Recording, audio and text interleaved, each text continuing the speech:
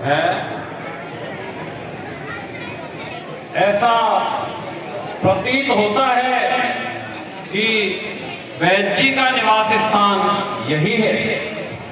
जिस प्रकार विभीषण जी ने जो पहचान बताई थी उसी के अनुसार यही वो चोटी है जहां वैद्य जी का निवास स्थान है।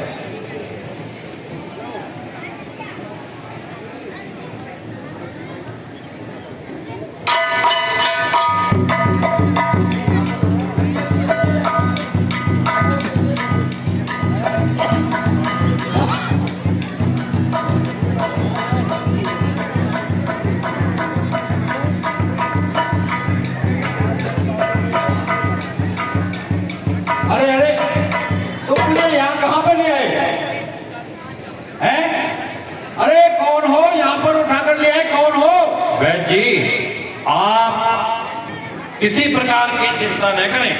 ये लंका नगरी तो नहीं है। देखो बहन जी, मैं आपको रामादल की ओर ले चल रहा हूँ। मैं रामादल क्यों जाऊँ? हाँ, नहीं, मैं रामादल नहीं जाऊंगा। आप हैं कौन? देखो बहन जी, मैं प्रभु श्री राम का दूत हनुमान हूँ। हनुमान? हाँ। फिर मुझे क्यों ले आए हो? बहन जी, छोटे भैया लक्ष्मण को शक्तिमान लगा है। फिर मैं क्या करूं? अरे आपकी हमें बहुत आवश्यकता है उपचार के लिए। भाई आवश्यकता है तो तुम्हारा वैद्य बुलाओ, मैं रावण का वैद्य हूं, मैं नहीं आऊंगा। देखो वैद्य जी, आपको अपने वैद्य धर्म का पालन करना होगा। भाई अगर मैं वैद्य धर्म का पालन करूंगा रावण मुझे मार देगा। नहीं, आप किसी प्रकार की चिंता न करें। आप मेरे साथ रामादल चलिए और प्रभु श्री राम आपकी रक्षा करेंगे। हैं?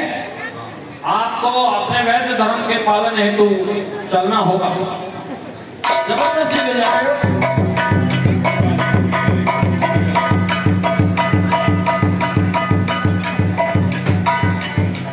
और वैद्य जी, आपको वापस सकुशल यहीं पहुंचा दिया जाएगा। अरे वो तो पहुंचा दोगे, पर रावण सरकार जानते हो मेरा क्या हाल करेंगे? नहीं वैद्य जी, आप किसी प्रकार की चिंता न करें।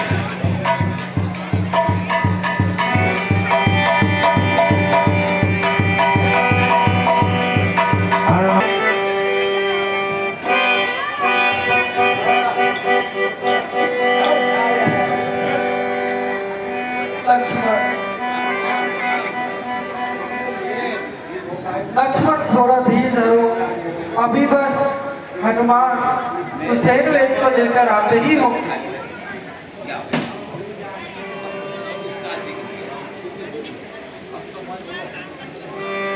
आ गए हनुमान। हाँ प्रभु, जिस प्रकार विभीषण जी ने बताया था यही वो लंका नगरी के सुखैन वैद्य हैं प्रभु। हे वैद्य, आपसे मैं हाथ जोड़कर प्रार्थना करता हूँ कि मेरे भ्राता को सकुशल कर दें। इसमें आपका भी वैद्य धर्म ही लगेगा। देखिए, आपका कहना तो उचित है, मगर मैं लंका का राजवैद्य हूँ, इसलिए मैं आपके भाई का इलाज नहीं कर सकता। क्या कह रहे हो वैद्य? वैद्य चाहे लंका का हो चाहे अयोध्या का, वैद्य वैद्य होता है। और एक वैद्य का धर्म कर्तव्य बनता है कि रोगी चाहे उसका विरोधी ही क्यों ना हो, लेकिन उसका उपचार करे। आप अपना कर्तव्य निभाइए वैद्य जी। मगर आपकी और हमारे महाराजा रावण का तो युद्ध चल रहा है। आप हमारे महाराज के दुश्मन हैं, तो मैं दुश्मन का इलाज कैसे कर सकता हूँ? हे वैद्य, आपके लिए कोई भी ना तो दुश्मन है और ना मित्र है। अब जो आपके सामने इस चेतन अवस्था में यहाँ धरती पर पड़े हैं मेरे भ्राता लक्ष्मण, आपकी नजरों में बस सब ये एक रोगी है जिनका उपचार आपका धर्म बनता है। हे वह सुसेन जी, मैं अब मेरे भ्राता लक्ष्मण को आपके सुपुर्द करता हूँ। अब आप इनका इलाज करिए या मत करिए। घोर संकट की स्थिति है। अगर मैं इनका इलाज करता हूं, यह मेरा धर्म है, क्योंकि वैद्य को कोई दुश्मन और कोई दोस्त नहीं होता। अगर वैद्य के घर पर दुश्मन भी आए तो वैद्य उसका इलाज करता है। इसलिए चाहे रावण मुझे मृत्युदंड दे, मगर मैं अवश्य इनका इलाज करूंगा। धन्य हो गए। कहा नाम गिरी औषधि जाब पवन सुत। देखता हूँ, कुछ कोशिश कर देखता हूँ, मेरी जड़ी बूटी से काम हो जाए तो। करिए वह मेरे भ्राता को क्षय कुशल कर दीजिए।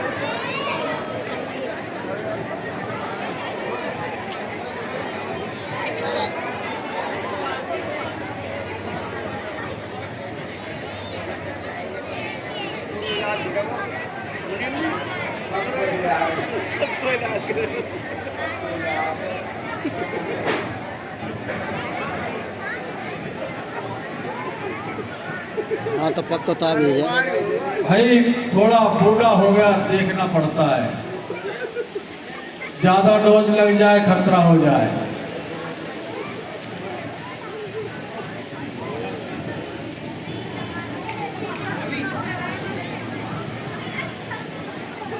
पीछे वाला 5 मिनट दिखा रहा हूँ, पीछे वाला को 1 मिनट दिखा रहा हूँ, 1 मिनट रुक जा।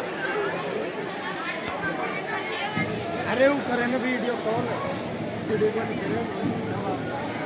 उपाय बहुत ही लंबा दिल्ली भेजना पड़ेगा और कठिन है महाराज।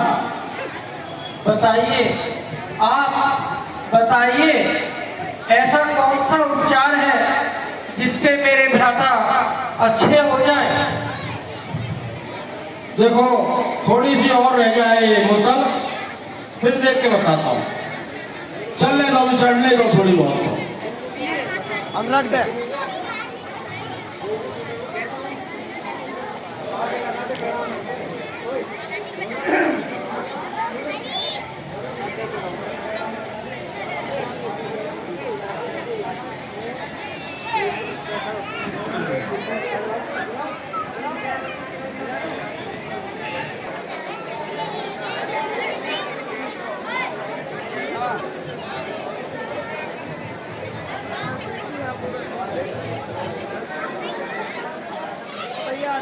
प्रभु दम नहीं है अभी, इसका तो बहुत कठिन उपाय है जो आपको संभव नहीं है। आप एक बार बताइए तो सही, मुझे अगर काल के पास भी जाना पड़ा तो मैं मेरे भ्राता के लिए उससे भी उसके प्राण छीन लाऊंगा। बताने से प्रभु फायदा नहीं है, बहुत कठिन कार्य है। सुबह सूरज उगने से पहले एक बूटी है द्रोणागिरी पर्वत पर,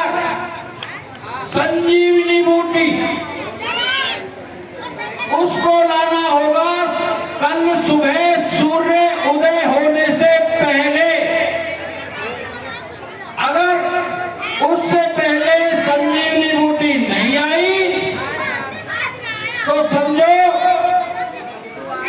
नहीं नहीं, ऐसा ना कहो। कोई प्राण नहीं बचा सकता। अगर जीवनी बूटी ला दे तो इनके प्राण बच सकते, अन्यथा ये तो गए। ऐसा ना कहो। मैंने जो था इलाज बता दिया, अब आपका कार्य है, करो तो ठीक, नहीं मैं तो चलूं। नहीं नहीं, हे प्रभु, आप कृपा करें और ये कार्य मुझे सौंपे प्रभु। धन्य हो हनुमान, मैं आपसे प्रसन्न हूँ। अब आप ही मेरे लिए एक मार्ग हो। तो अब हे हनुमान, आप अत्यंत शीघ्र जाइए और सूर्य उदय से पहले जो वैद्य जी ने बूटी बताई है वो बूटी लेकर आइए। जो आज्ञा प्रभु। जब प्रभु श्री राम जी ने द्रोणागिर पर्वत पर वह बूटी किस स्थान पर मिलेगी और उसकी क्या पहचान होगी? देखिए, यह बूटी द्रोणागिरी पर्वत पर जो 3 श्रृंखलाएं हैं, उस श्रृंखला के बीच की श्रृंखला पर ऊंची चोटी पर बीचों बीच दिखाई देगी। और उसकी कोई पहचान? पहचान उसकी यह है कि वह बूटी दूर से ही दीपक की तरह चमचमाती नजर आएगी। ठीक है वैसे। रात्रि में स्वयं ही आपको दिखाई देगी। ठीक है, आप रुकिए और मैं अभी प्रभु श्री राम के कार्य हेतु। सरकार, छोटे सरकार ने, इंद्रजीत ने छोटे तपस्वी को मूर्छित कर दिया है और वो बंटा बंदर लंका नगरी से सुसैन वैद को उठाकर ले गया है और सुसैन वैद ने बताया है कि यदि प्रातःकाल होने से पहले द्रोणागिरी पर्वत से संजीवनी बूटी को लाया जा सके तो उस छोटे तपस्वी को जीवित किया जा सकेगा। अच्छा, हाँ सरकार। अपनी लंका से वो सुखेनवैद को ले गए। जी सरकार। तो जी सरकार। ये काका कालनेम का भवन है, जाइए और उन्हें बुला कर लाओ। जी सरकार। जब दर्शन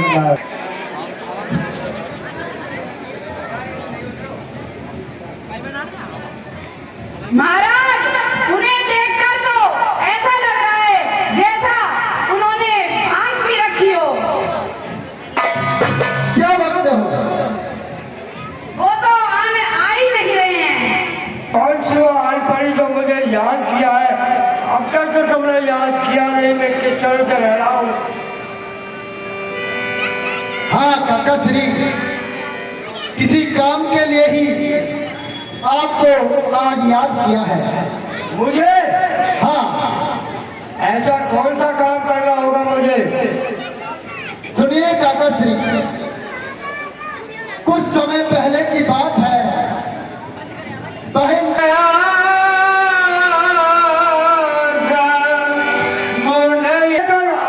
होगी और ये बंदर को पकड़ के फेंक दिया ना, अरे बहुत बुरा हुआ। अरे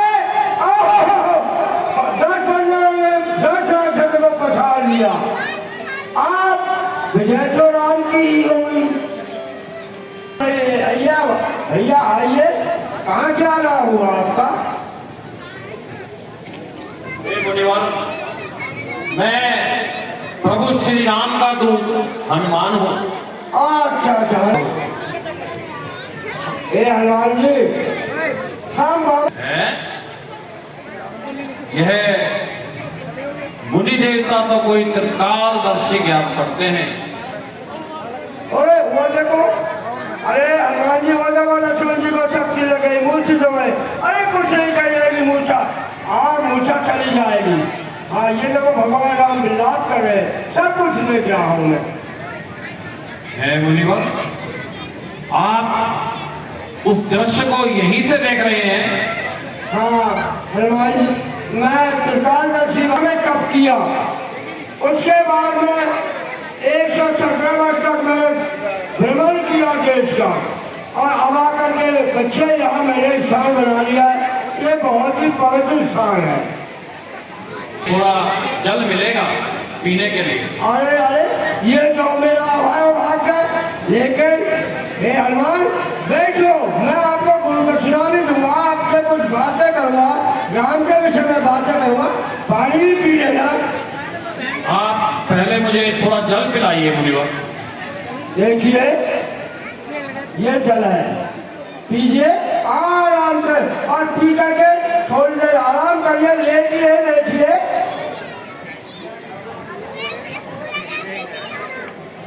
मुझे प्रभु श्री राम के कार्य हेतु बहुत दूर जाना है, और ये है जल थोड़ा कम है, थोड़ा जल। और आपने इस बियाबान जंगल में मुझे बैठने के लिए सुंदर आसन दिया, खाने के लिए फल दिए, पीने के लिए जल। नहीं, पहले आप बैठिए, मैं आपको कुछ ज्ञान देता हूँ, और मैं इतना कुर्बान दूंगा, आप भी मेरी तरह तपस्वी हो जाओगे। देखो मुनिवर, मुझे प्रभु श्री राम के कार्य हेतु बहुत दूर जाना है, और मैं इस समय यहाँ विश्राम नहीं कर सकता। आप कृपया अपनी गुरु दक्षिणा ले लीजिए और मुझे इस ऋण से मुक्त कीजिए। अरे जाएंगे इतनी जल्दी जाए, अरे हम तपोवन से भेजेंगे आपको।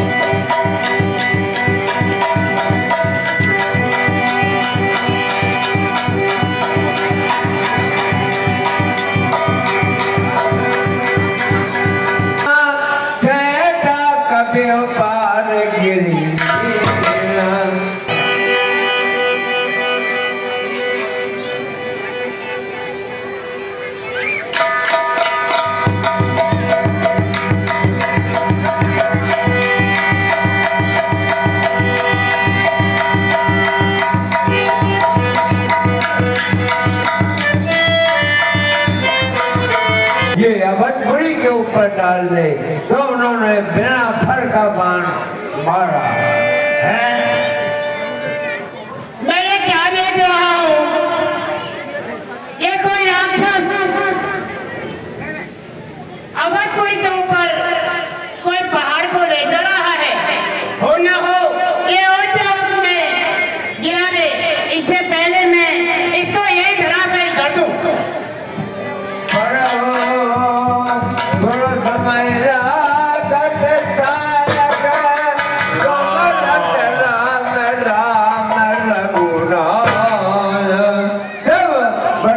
तीर को छोड़ा तो हनुमान जी के पैर में लगा, और वो राम राम कहते हुए वहीं बैठ गए। सुन प्रिय बचन बड़ा जब राम का शब्द भरत जी ने सुना, बहुत ही अधीर व्याकुल होकर के और पवन सुत हनुमान जी के पास आए। हे भैया, आप राम नाम कहने वाले कौन हो, हमें समझाइए। मुखमलिन भय भय दुखारी, कहत बदन बल्लोचन बारी। जब बार बार जगाने पर पवन सुत नहीं जगे, और नेत्रों में जल भर करके फिर कहने लगे, जय विनरा।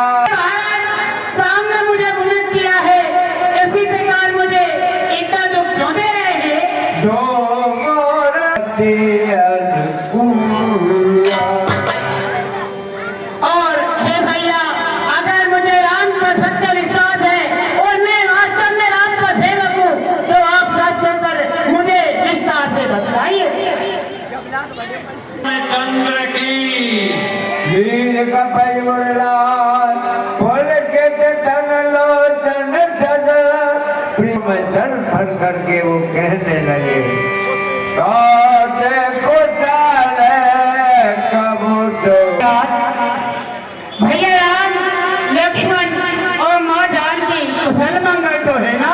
कपि सब चरित्र समझ बखाने भय दुखे मन महु पछतावे।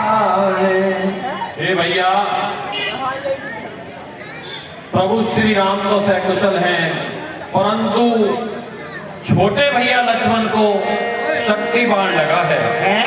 हे भैया, राक्षसों ने मां सीता का हरण कर लिया था। वहां प्रभु श्री राम में और लंका के राजा रावण में युद्ध चल रहा है। उसमें रावण के ज्येष्ठ पुत्र मेघनाथ ने छोटे भैया लक्ष्मण को शक्तिमान से संहार किया। वो मूर्छित हो गए और मुझे भागा कोई न होगा जिससे मुझे भगवान राम ने विमुक्त कर। फिर भगवान सुधर्मान जी से जब इस प्रकार कहा आप मेरे सहायक पर बैठ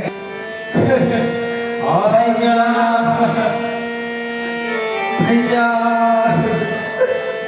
भैया बोल लच्छू बोल मेरे लखन दुलारे बोल लच्छू भैया भैया बोल बोल भैया भैया बोल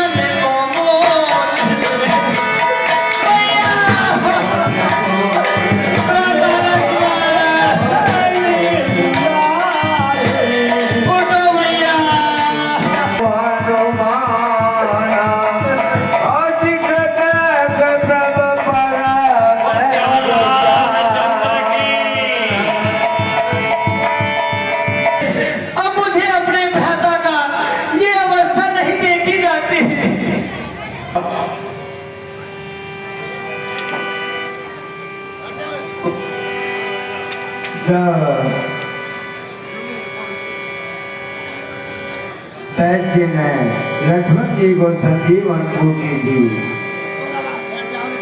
उसको लेते ही लक्ष्मण जी लक्ष्मण लक्ष्मण तुम सही हो गए। लक्ष्मण लक्ष्मण मैं बता नहीं सकता आज मुझे थोड़ी देर के नाम और मार भी कीने बैठ जाए। फिर कुशल हो गया। अब हे हनुमान आप जिस प्रकार से सम्मान इन्हें लाए थे से सम्मान इन्हें इनकी नगरी पहुंचाइए। जो आपको मुझ पर मैं आपकी कृपा दृष्टि रखिए।